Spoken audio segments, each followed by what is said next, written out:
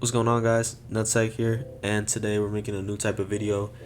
Gonna be looking at the UFC fraud checks of 2024 so far this year. There's been a bunch of them. I'm making this video in honor of Joshua Van being knocked out today on today's card.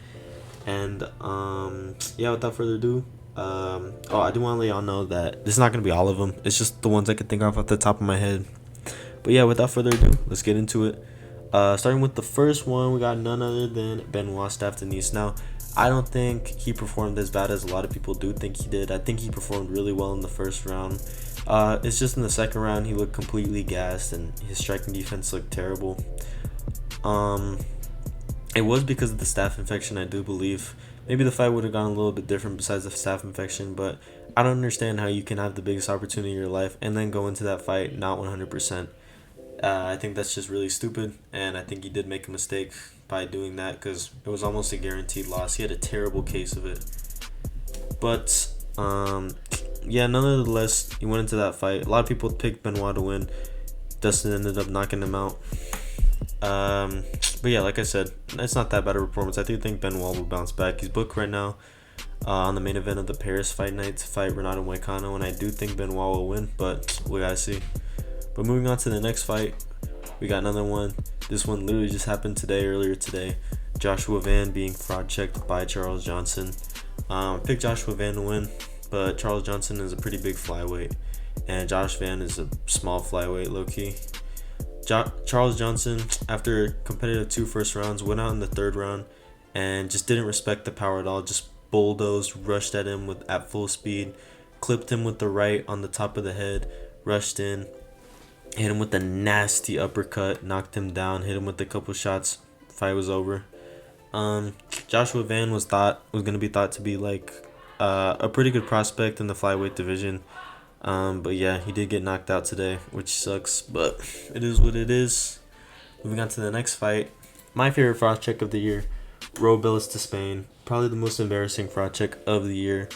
Now, Robelis Despaigne came into the UFC, I believe. His last fights had a total combined fight time of like 30 seconds, and he had like 3 fights. He was knocking everyone out in the first round. Came into the UFC, fought some Blob, forgot his name, on the Miami card, I believe, and knocked him out in the first round. And everyone was saying that, yo, he's gonna be ranked. Like, there's no chance he's not. And a lot of people thought that he was gonna just fly to the rankings and automatically was just going to start fighting ranked contenders. And people thought he was going to lose to people like Aspinall or maybe Cyril Gahn or maybe, Volkov. But nope, he lost to the second fighter he ever fought in the UFC, who was low-key a blob. And they found out that all you need to do on Robelis in order to win is just shoot a takedown. Waldo Cortez Acosta, who had a close-ass fight with Andre Arlovski, literally dominated Robelis Despaigne on the ground. Took him down, beat the shit out of him, and honestly, Robelis Despaigne looked like shit in the striking on this fight. Basically, he's knockout made. If he can't get a knockout, then he's gonna look like shit, to be honest. But yeah, Waldo Cortez Acosta dominated him. One of the most embarrassing performances of the year for Robelis Despaigne, and he's 37 years old, so who knows if he has a future in the UFC. But moving on to the next one, we got Nursulton Ruziboev. Now, Nursulton Ruziboev honestly was just getting hyped because look at him, he just looks like a fighter, if that makes sense. I believe he was from the same region as Shavkat and those guys. He went into that fight. I believe he wanted to fight in middleweight and welterweight, and he was coming off 2 or 3 first round KOs in the UFC. Fought Joaquin Buckley after he beat Vicente Luque in St. Louis. And a lot of people thought that he was going to pick up right where he left off, knock out Joaquin Buckley. But nope, Joaquin Buckley took him down and dominated him for 3 rounds. Beat him up on the feet, took him down, beat him up on the ground as well. Just overall a great performance by Joaquin Buckley and a shitty performance by Ruziboev. I picked Ruziboev to win, but I'm glad Joaquin Buckley won because I like him more. And I'm glad he won in front of his hometown. But yeah, moving on to the next fight. A lot of people forget about, seems like, Mike Malott. He got fraud checked by Neil Magny. Now, just look at this picture. This picture itself is just embarrassing. If you're looking like this after fighting Neil Magny, then you're not that good, bro. Mike Malott was low-key winning the entire fight. I'm not gonna lie. If that fight went to decision, I would have picked Mike Malott to win. Third round though, crazy thing happened. Neil Magny reverses the position, starts ground and pounding away at Mike Malott, and Mike Malott completely just gives up and just shows up. Completely gives up. Shows up, just takes so much punishment for Neil Magny, and the ref is forced to stop the fight because that's obviously what you got to do when you're getting hit with that much ground and pound. But yeah, honestly, just choked really hard, Mike Malott. And you know, if you're getting TKO'd by Neil Magny, the Clinch Nation sensation, then you're really not cut out to be a ranked guy. So, yep. Moving on to the next fight, we got Joe Pyfer. I know Joe Pyfer is coming off of a good win right now over Marc-Andre Barriault, flatlined him in the first round. But he fought Jack Hermansson earlier this year. Now, Joe Pyfer went out there and did his thing in the first two.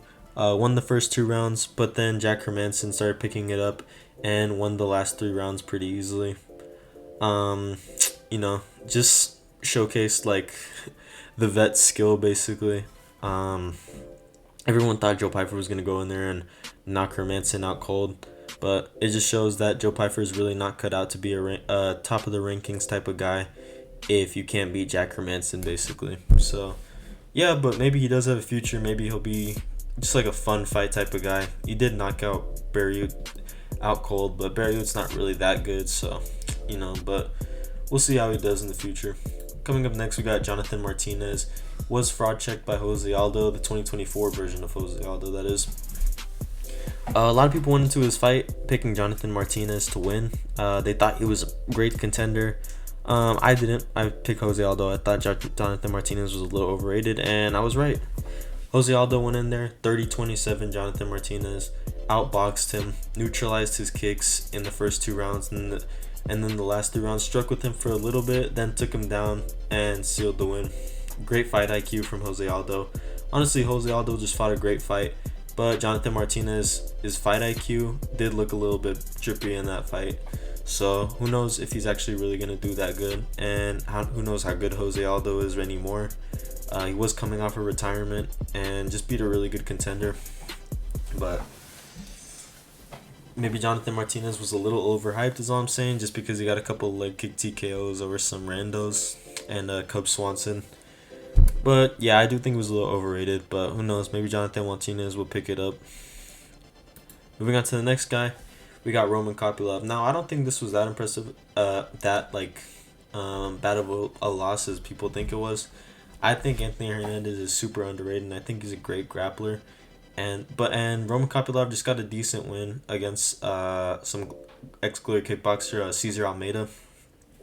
I did pick Roman Kopylov to win that fight, but I didn't think he was going to look that bad in it. He did good in the first round, dropped him, beat him up in the striking, but in the last 2 rounds he was getting pieced up in the striking and he gassed out bad, and he just resorted to laying on him, and in my opinion that wasn't really impressive at all. So who knows, and Roman Kopylov's like 35 already, so who knows if he's actually going to be good in the rankings, or who knows if he's even going to make it to the rankings. But yeah, he does seem to have a lot of holes in his game. Got dominated on the ground by Anthony Hernandez, and that's not that bad because I do think Anthony Hernandez is a little underrated. But even his last win, Roman Kopylov's last win, was a little underwhelming in my opinion. But yeah, it is what it is. Moving on to the next guy, Jailton Almeida. Now you could say Jailton Almeida didn't get fraud checked because he lost to like a top contender guy, Curtis Blades. But a lot of people thought Jailton Almeida had potential to be a champion. Terrible pick, by the way. Jailton Almeida in their fight against Blades, literally in the first round, just shot like a million takedowns. It seems like a one-trick pony. Who knows how good his striking is? Maybe we'll never even have to see it. But yeah, he went for a takedown on Curtis Blades. Curtis Blades just started hammering hammer fists on the side of his head, and Jailton Almeida, with the great fight IQ that he has, just laid there and ate every single shot until he dropped and got TKO'd. This is one of the most satisfying wins in my opinion because I think Jailton Almeida sucks and I hate him, and I think he's just super boring. He only beats blobs. He's never going to be a top contender. I think Aspinall, we eat him alive. But yeah, it is what it is, man, and I'm glad Curtis Blades put us out of our misery. Moving on to the next guy, we got Vitor Petrino. Now, a lot of people don't talk about Vitor Petrino, but Vitor Petrino was actually a pretty decent prospect in the light heavyweight division. He was undefeated, and he's just this really jacked big dude who just looks like he's just jacked. Like he looks good. Pause. What the fuck? He just looks like a really jacked dude, basically. And, you know, he's a good kickboxer. A lot of people thought he was going to go in there and KO Anthony Smith.